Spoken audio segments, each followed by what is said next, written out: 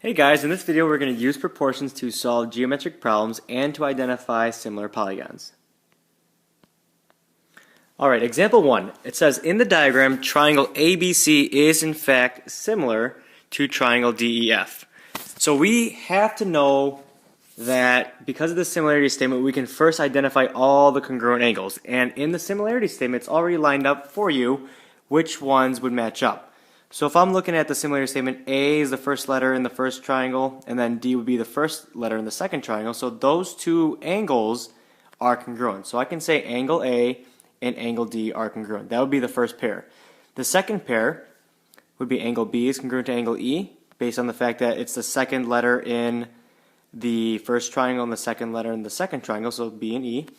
And then finally, angle C is congruent to angle D. Those would be all of the pairs of congruent angles in our two similar triangles. So now that we have all of our congruent angles paired up, we can use the similarity statement again to identify which sides are actually corresponding. And luckily, it looks like the triangle's already lined up and oriented the same way it should be. So like AB looks like it matches up with the DE. But sometimes you're going to be dealing with two figures that are rotated perhaps, and then maybe you just won't be able to tell which sides are actually corresponding. However, with the similarity statement, you can tell which side lengths are corresponding. So let's erase that. So with the first ratio that we can write down for the corresponding side lengths, we look at the first two letters, which is AB. So side AB should correspond with side DE. So then I write down the ratio AB to DE equals, so then the value of AB is 10, the value of DE is 15, and like before we always have to simplify our ratio. So 10 and 15 can both be divided by 5, so the ratio of AB to DE is 2/3. So we have to check to see if all of the ratios are going to be equal. So then use my similarity statement again. BC and EF are corresponding, so BC to EF would be 8 over 12, divide each by 4, and you get 2/3. So then if you look at it, both ratios are equal, 2/3 and 2/3. That's perfect. Alright, so let's say we didn't know if these two triangles were actually similar. We'd have to have the third ratio actually equal 2/3 if the two triangles are actually similar. So let's check that real quick. So we have AC or CA and DF or FD. So CA to FD, which is 12 over 18. Both can be divided by 6 and then simplify to 2/3. So then all three ratios are equal. Okay? So then now it's asking for us to write our ratios of the corresponding side lengths in a statement of proportionality. Well, the statement of proportionality is a statement that tells us all of our ratios are equal. So we can say AB to DE, that's equal to BC to EF, and that's equal to CA to FD. That's our statement of proportionality. Okay, here's example 2, finding the scale factor, and this is the mother lode of all examples for the whole unit because you need to know how to find the scale factor. So, pay attention, kids. First of all, we need to identify all pairs of the congruent angles. So from this picture, we have a lot of congruent angles that are already marked for us. So let's write down what those are. Our first set of congruent angles is this pair of right angles. So that means that angle A is congruent to angle J. Our second pair are the angles that are marked with one arc, which would be angle B is congruent to angle K. Moving around the quadrilateral, the next angles have two arcs to mark their congruence. So we have angle C is congruent to angle L. And finally, three arcs belong to angle D, which is congruent to angle M. So in order to know that these figures are similar, we do know that all of their angles are congruent.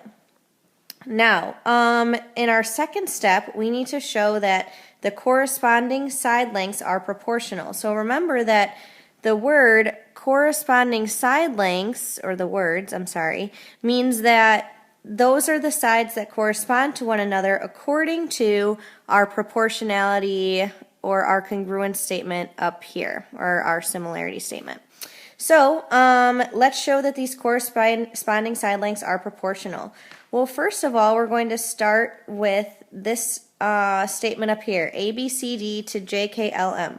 According to this statement, we are trying to see if AB is proportional to JK. Okay, so AB and JK are going to be set up in a ratio, and now let's write down what the values for those side lengths are. AB is 8 and JK is 14. Well, that can be simplified if we divide the numerator and denominator by 2, which leaves us with 4/7. Okay, that's our first set of corresponding sides. Our second set of corresponding sides are BC and KL. So BC to KL is a ratio, and that is equal to, BC is 8 over KL, which is 14. Now, from the previous corresponding sides, we know 8 over 14 simplifies to 4/7. Our third set of corresponding sides are DC and ML. So set up a ratio. DC to ML is equal to their side lengths, which is 8 over 14, which is also 4/7.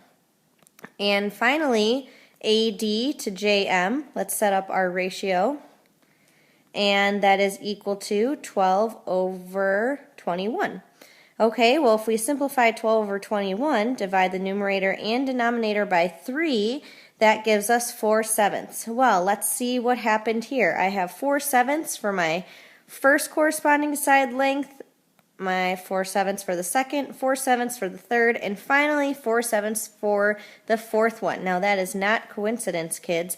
That means that these two figures are similar, and 4/7 is our lovely scale factor. So we can say that ABCD is similar to JKLM. And just for your little math language translation here, that squiggle means is similar to, with our scale factor of 4/7. In the last example, we learned about how to find the scale factor. So what the scale factor does is it really helps us solve problems. If two polygons are similar, then the ratio of any two corresponding side lengths in the polygons is equal to the scale factor of the similar polygons. So I'll show you what I mean. We know that in this picture, FGHJ is similar to LMNP. So if these two figures are similar, then I can set up proportions to figure out, or I'm sorry, set up ratios to figure out my scale factor. I'm going to use the side length of FG. I'm sorry, first I'm going to explain that we are going to use the scale factor to set up a proportion. Okay, so in order to set up a proportion, first I need the scale factor. In order to get the scale factor, I set up a ratio. I'm going to use the scale factor by setting up a ratio of the sides FG to LM. Now FG to LM is 15 to 12. So then I can simplify 15 over 12, dividing both by 3 to get 5/4. So 5/4 is my scale factor. Now, I drew an arrow from 5/4 because I'm going to use 5/4 to solve for my missing side length, which is x. Since my scale factor is 5/4, I'm now going to set up a proportion. And remember that proportions have equal signs. So 5/4 is equal to, now I need to use my corresponding side lengths with the x. Now, I went from the large figure to the small figure, so when I'm setting up my second ratio, I'm going to use 40 on top over x on bottom to set up my equal ratio. So 5/4 is equal to 40 over x. Now I can use my cross products to solve. 5 times x is 5x, which is equal to 40 times 4. 5x is equal to 160. Divide by 5 to get x by itself, and x is equal to 32. So what this means, I use my scale factor to solve for x, so that means that mn, that missing side length, is 32. Alright, now let's talk about the perimeters of similar polygons. It states that if two polygons are similar, then the ratio of their, well, there's a typo, let's cross it out, write down perimeters, then the ratio of their perimeters is equal to the ratio of their corresponding side lengths. So let's look at this diagram here. Alright, so if KLMN is similar to PQRS, then we can add up all the side lengths of KLMN, which would be the perimeter of that figure, and write it as a ratio to the perimeter of the second figure that's similar to it. Okay, so this whole property is talking about the perimeter of the similar polygons. If you write that as a ratio, well then all the ratios of the corresponding side lengths are going to be equal. So then KL to PQ will be equal to LM to QR, which is equal to MN to RS, which is also equal to NK to SP. Alright, so then the ratio of the perimeters of the two similar polygons will equal the ratio of the corresponding side lengths of the two similar polygons. So let's see how this property can be useful for us. In example 3, it says a larger cement court is being poured for a basketball hoop in place for a smaller one.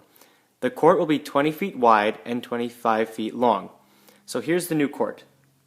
Okay, so this is 20 feet wide and 25 feet long. Okay, the older court was similar in shape, but only 16 feet wide. So here's the older court with a 16-foot width. For A, we need to find the scale factor of the new court to the old court. So we know that they're similar. The new court and the old court are similar. So we have to first write the ratio of the corresponding side lengths from the new court to the old court. That's the order that we have to follow. So using that information, we can write down 20 feet, which is the width of the new court, and write that as a ratio to the corresponding width, which is 16 feet. So again, we always have to reduce our ratios, so 20 and 16 can both be divided by 4. So then the scale factor of the two similar figures would be 5 feet to 4 feet. So then using this information, we know that the perimeters of similar polygons will equal the scale factor or the ratios of the corresponding side lengths. So if we're going to use the scale factor, let's see how we can find the perimeter using that information we just found. So we have our scale factor, 5/4. So then the perimeter of the new court, if we add up all the side lengths, so there aren't any side lengths here, but we know that if it's a rectangle, it's a basketball court, 20 and 20 go across from each other, and 25 and 25 go across from each other. So we add up all the lengths, and we end up getting 90 feet. Okay, so that's the perimeter of the new court. So then our scale factor, we have 5 representing the new and the 4 representing the old. So then we have to write a proportion where 5 to 4, which is the ratio of the corresponding side lengths of the new to the old, that will equal the ratio of our perimeters new to old. So we have 90 feet, and then we don't know what the perimeters for our old court is, so we're going to use a variable x to it, or for that. And now that we have our proportion set up, we can cross multiply to figure out what the value of our x is. And again, we have to know what our x represents, which is the perimeter of the old court. Okay, so divides both sides by 5, and then we get 72 feet being our perimeter of the old basketball court.